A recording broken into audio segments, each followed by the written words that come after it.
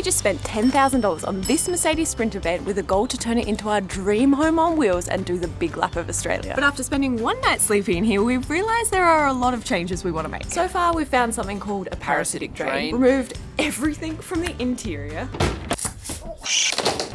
found out we weren't living alone in here, Cheeky little ant colony. They definitely need to go as well. and uncovered a few unexpected challenges. We thought we had like a bug infestation when we first pulled it down. It's actually worse. Our roof is completely rusted through. You might be wondering why this is taking longer than it should, and there's an easy answer. We have absolutely no experience in construction or electrical or really anything that would help with a van build. Thankfully, my dad has been helping us with some of the more difficult things, but while he's away, we feel a little unguided. So today we've made a list of a few things we think we can handle without his help. Make sure to stay to the end to help us choose our final layout for the van.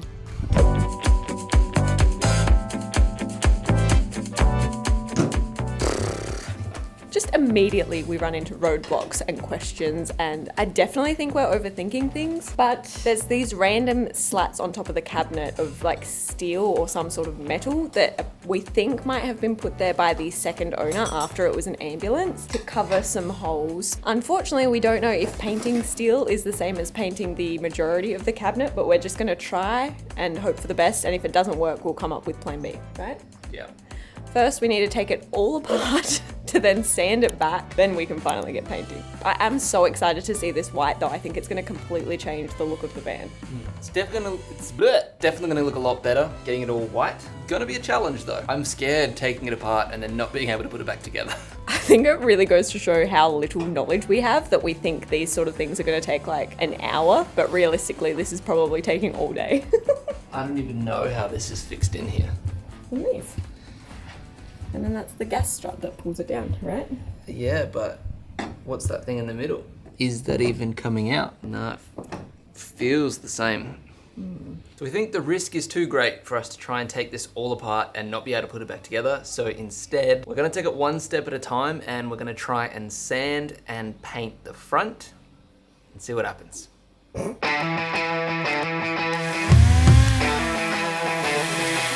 no! How does that stay on? Pressure. Under pressure. Okay.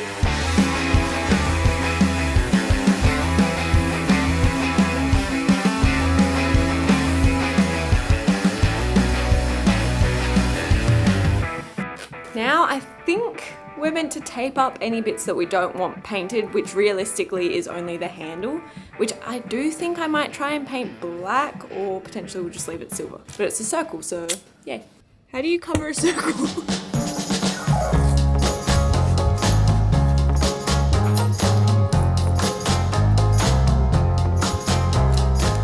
I'm quite proud of that tape job. We managed to tape it all up and then use a Stanley knife to cut it into a pretty perfect circle, so fingers crossed it holds.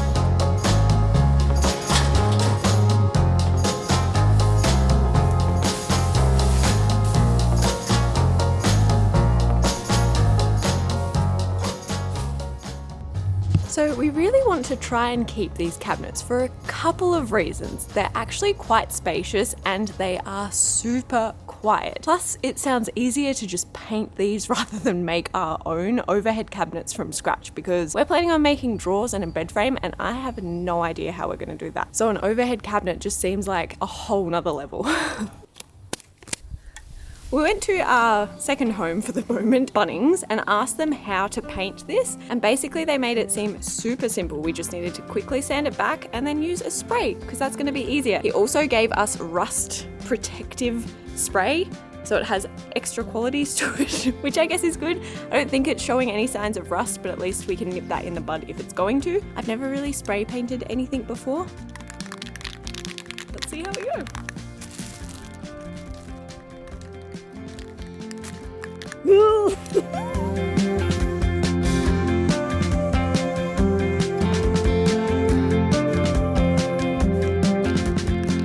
This is scary. Is this what like taggers feel? Says to keep shaking in between. You want a 10? Yeah. Isn't it fun? It is fun. It looks so much lighter already.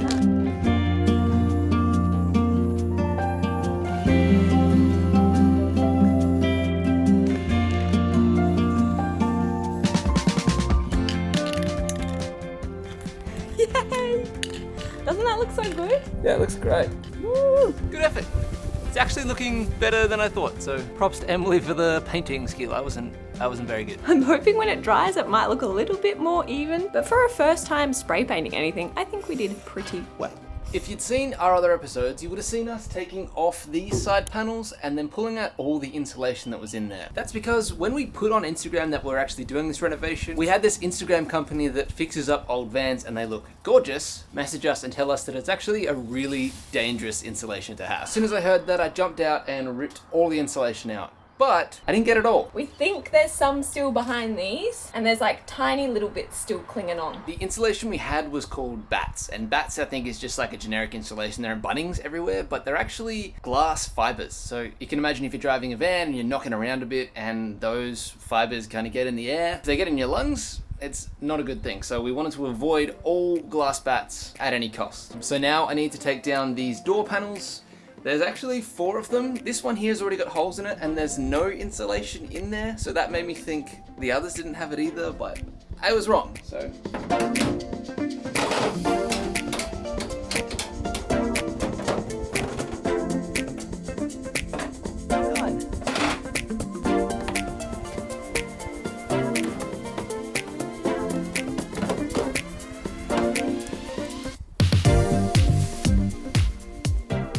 Plan is to replace that glass bats with actual sheep's wool bats, and they're gonna look pretty similar, but it should be a lot better.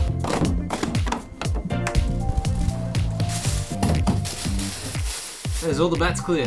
I do think we've bit off more than we can chew, but I flip-flop. Some days I'm like really overwhelmed by the task we have to do, and some days I'm just ecstatic to have painted the cabinetry. Or the days when the door decides to work, they're the best days. While Jordan is in the van getting rid of the last of the bad insulation, I ran to Spotlight with my mum and we've picked up this silver material and this material to try and make curtains with. The plan is that we'll basically lay one on top of the other. So from the exterior, this is what you'll see, but from the interior, we get pretty beige curtains. Then we're gonna put like an edge around it that's filled with magnets and hopefully they just stick somehow. Because at the moment, the old owners had Velcro everywhere, which works and there's no problem with that, but it just doesn't look very neat. There's like Velcro bits everywhere and they've used circles and squares. So might remove them as well. Very quick change of locations. We have a little bit more space to plan out where we're putting the electrical. Ready.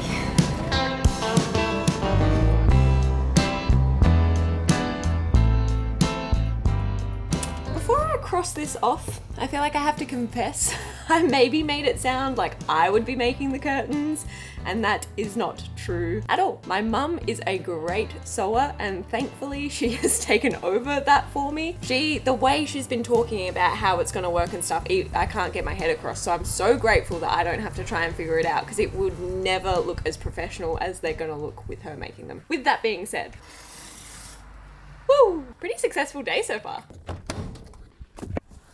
One of my last jobs for today is removing this wooden panel thing. I don't really know why it's there. Hopefully it's not covering up something that's really bad to look at. Doesn't look like it's nailed. Can't see any screws, so it might be glued there. We'll find out. That's such an aggressive one to choose. Take the photo off first. Why? What if the glass all shatters? You are hectic. Who cares? Oh, that's so sneaky. It is screwed in.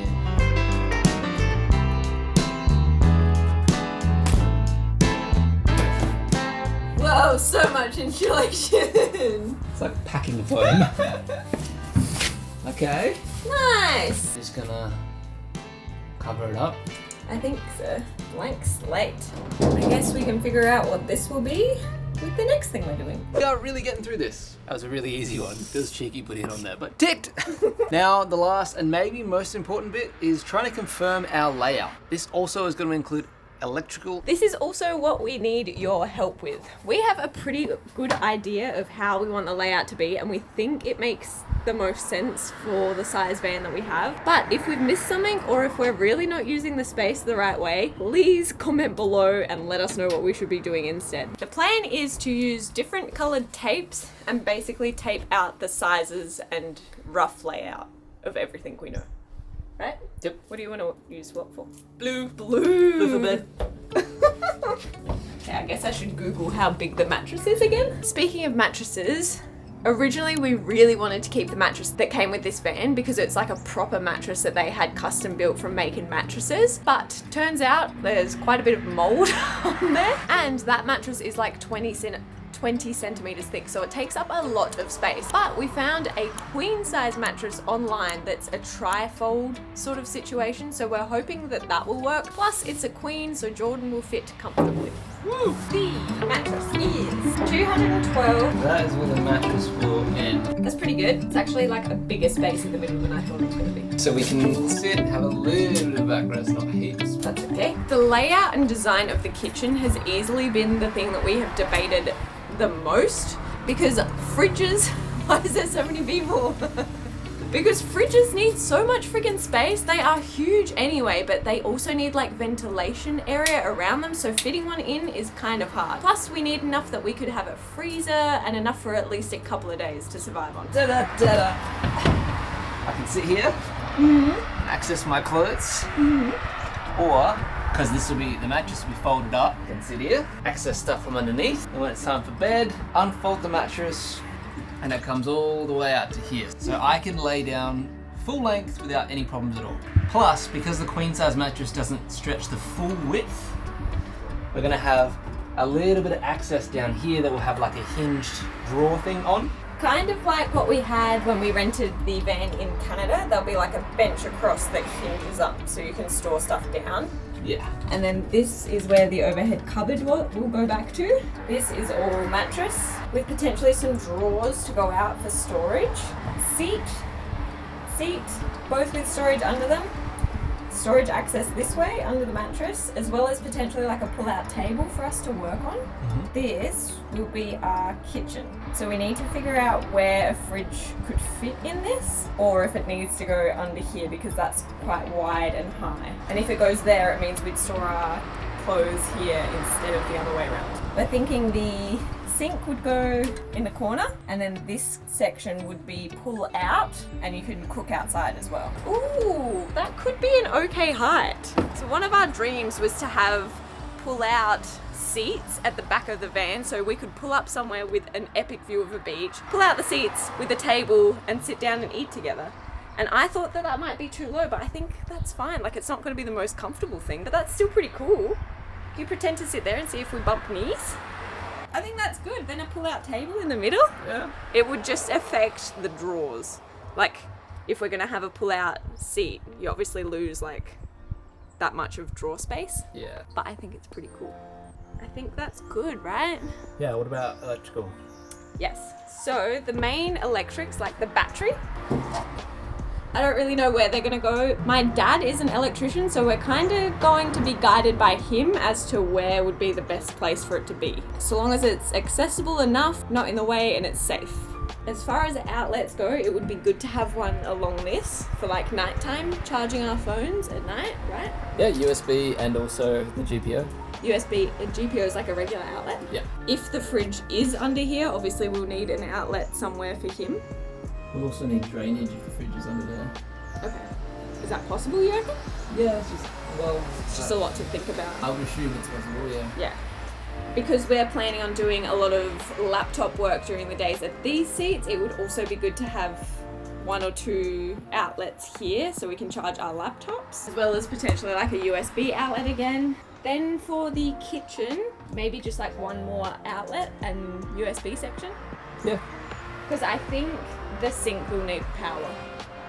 Yeah. For it to be able to run. But I'm assuming that can all get hidden like under here. Yeah, there's a lot of electrical stuff, even in the door there's a lot. For lights, I think just like evenly spaced in the middle, just one line, do you reckon? Or do you want two? Just one? I just think one in the line, and then if we need like night lights, I'm thinking those USB lights that I found online. Yeah. So they won't be attached to anything, they'll just run independent. Oh, as well, we're thinking a vent, maybe here. No, solar panel. Is a solar panel there? Yeah. Might be a space between the solar panel and that air conditioner, but it's going to be a small one. Because the tough thing is, you kind of need it for cooking. Like, we're not going to be able to cook inside anyway with gas. Yeah. So I guess it doesn't matter, maybe it does go at the back. Yeah. The idea with the bed, so bloody Jordan had to be 6'1", so we can't just have a double bed, which would take up no space. So it's a queen mattress that folds into 4. So during the day, it will be 2 big sections out, so effectively a double mattress. And then at night time, we will somehow extend the bed frame over the seats that we'll have, and the mattress will fold over, and then it will be a full queen size mattress. Which sounds pretty good to me. Folding Daytime, into there. pull out for nighttime. And that is our plan for the van. Woohoo! I'm a man with a plan for the van. I can't wait for Dad to get home and tell us everything's wrong. Yeah, or can't do that. have better ideas than we do. Yeah. Nah, we'll be right. I'm excited. I'm nervous. I have no idea how you're meant to make any of this. I feel like now the big stuff happens. Yeah, We the have to start, exciting stuff. Yeah, building, like buying wood, building bases. Yay! There's a lot ahead of us. Leo! I panicked. Good job. Lilt. Our new assistant. Bought you some protection. Oh, she's good. Okay, then 156. Long. Wide. This way long.